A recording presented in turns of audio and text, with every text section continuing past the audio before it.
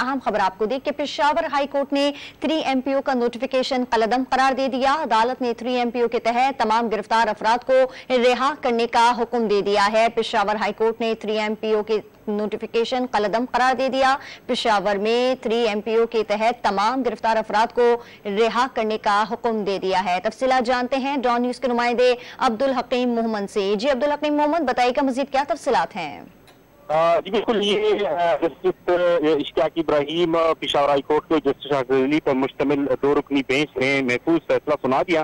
Case की समाअत कल हुई थी, जो कि शाह फैसल एडवोकेट और मुअज़्ज़म भट्ट एडवोकेट की जानिब से केस दायर की गई थी। उसमें ये अपील की गई थी कि जो MPO का कानून है उसको कलअदम करार दिया जाए। ये इंसानी हुकूक की खिलाफत है, जिस पर हाईकोर्ट के 2 रुकनी बेंच जस्टिस इश्तियाक इब्राहिम ने कल फैसला महफूज कर लिया था और आज महफूज फैसला सुना दिया गया है।